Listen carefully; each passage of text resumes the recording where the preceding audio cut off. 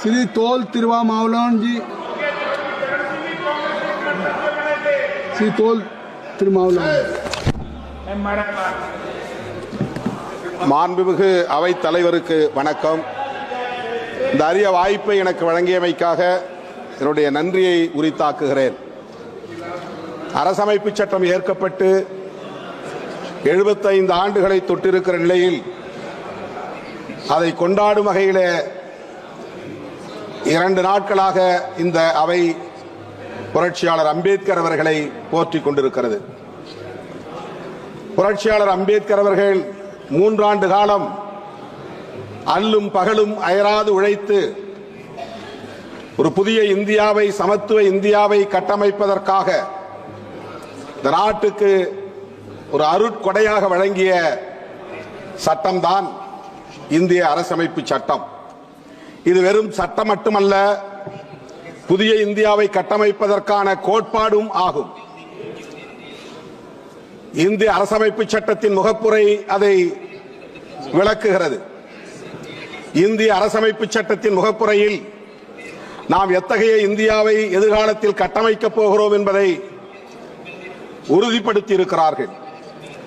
சோசலிசம், secularism, pluralism மற்றும் federalism என்கிற இந்த 4 கோட்பாடுகளும் இந்திய அரசமைப்பு சட்டத்தின் அடிப்படை கூறுகளாகும். அவை மட்டுமின்றி நீதி, சுதந்திரம், சமத்துவம், சகோதரத்துவம் ஆகிய 4ம் புதிய இந்தியாவை கட்டமைப்பதற்கான தூண்களாகும். இவற்றை பாதுகாப்பதுதான் இன்றைய சவாலாக நம் முன்னால் இருக்கிறது.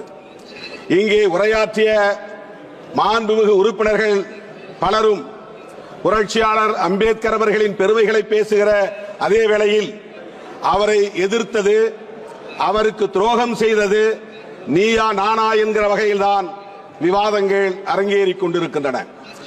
எந்த அளவுக்கு இந்த 75 ஆண்டு காலத்தில் அரசமைப்பு சட்டத்தை நடைமுறைப்படுத்தி இருக்கிறோம், வெற்றிகரமாக அவற்றை நடைமுறைப்படுத்தி புதிய இந்தியாவை கட்டி எழுப்பியிருக்கிறோம் என்பது குறித்து உரையாடல்கள் இல்லை என்பது வேதனை அளிக்கிறது.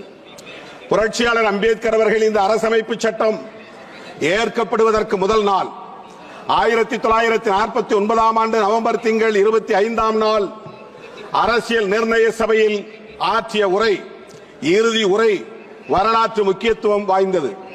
3 ஆண்டு காலம் அரும்பாடுபட்டு உழைத்து உருவாக்கிய அந்த அரசமைப்பு சட்டம் குறித்த கவலையை அவர் வெளிப்படுத்துகிறார். வருகிற 1950 ஜனவரி 26 அன்று இந்த தேசம் ஒரு குடியரசாகிவிடும். அது மகிழ்ச்சி அளிக்கிறது.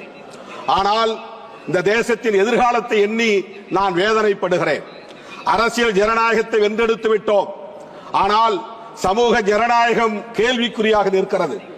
பொருளாதார ஜனநாயகம் கேள்விக்குறியாக இருக்கிறது.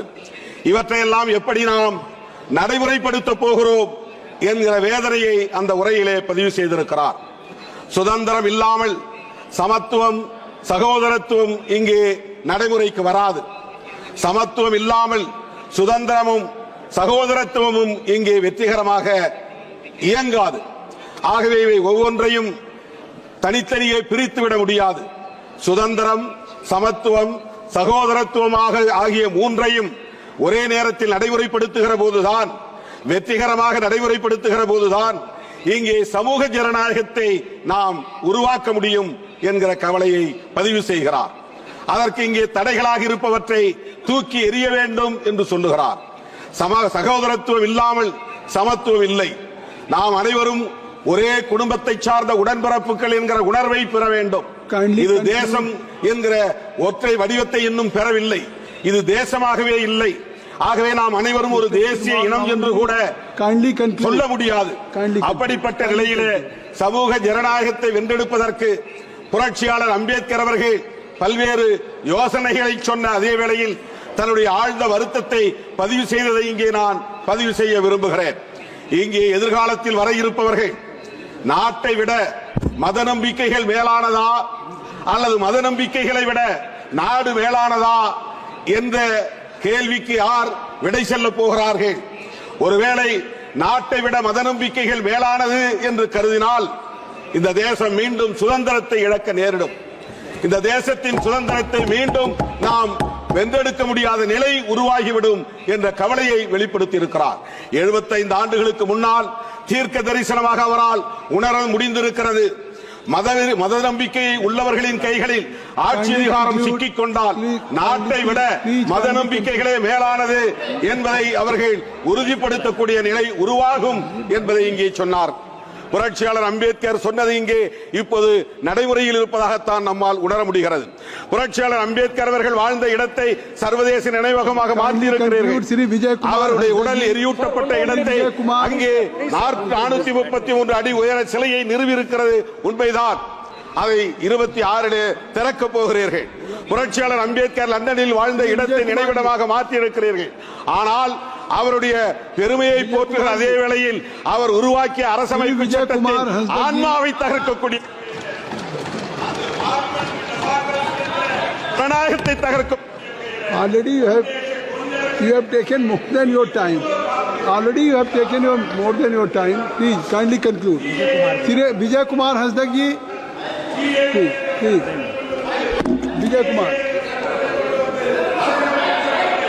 सर, मैं बोलना आरंभ करता हूं और धन्यवाद देता हूं कि आपने मुझे कॉन्स्टिट्यूशन एडॉप्शन पे बोलने का मौका दिया। सर, इधर हूं। हो गई बात और हो गई. I have already given more than 3 minutes more. Kindly conclude. Single minute. Kindly conclude. Sir, single minute. பொருளாதார அடிப்படையிலான இடஒதுக்கீட்டு முறையை இங்கே சட்டமாக்கி இருக்கிறீர்கள். இது அரசமைப்பு சட்டத்திற்கு எதிரான தாக்குதல். ஆனால் schedule cost, schedule tribes, OBC மக்களுக்கான இடஒதுக்கீட்டிற்கு சட்டம் இல்லை. श्री विजय कुमार जी, धन्यवाद।